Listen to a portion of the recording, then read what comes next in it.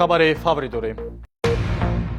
ترامپ این دفعه نیز از تهدیدهای خود دست کشید و شرطهای ایرانی جان را پذیرفت.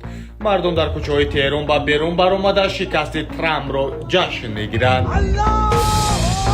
دونالد ترامپ که همگی چند سال پیش از مرگ و نابودی تمدن ایران سخن میگفت، صبح امروز چهارشنبه در گردش ناگهانی از تأخیر حمله‌های نظامی و آغاز مذاکرات خبر داد. این تغییر موقع پس از هشدارهای قطعی تهران و فشارهای بین‌المللی صورت گرفت. پرزیدنت آمریکا اعلام کرد که بمباران و حمله‌ها به انفراستراکچورهای انرژتیکی ایران را برای 2 هفته به تغییر انداخته است.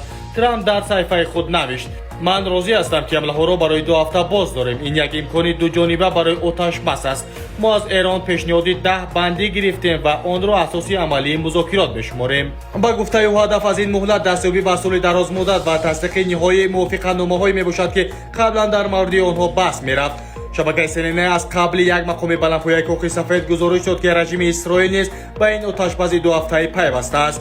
این نشان میدهد که فشار وضعیت حتی هم پیمان‌های نزدیکترین واشنگتن را مجبور به عقب نشینی کرده است. باید گفت تنها یک روز پیش ترامپ با غرور خاص خود از پایان تمدن 47 ساله و نابودی کامل ایران لاف میزد. ما خواهیم دید که نابغه خودخواه این دفعه برای روپوش کردن شکست خود چه بهانه‌ای می‌یابد.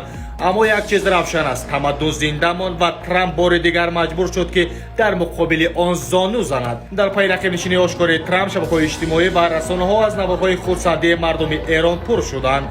مردم در کوچه‌های تهران و دیگر شهرها به بیرون برآمده این شکست سیاسی ترامپ را همچون پیروزی اراده ملی جشن می‌گیرند.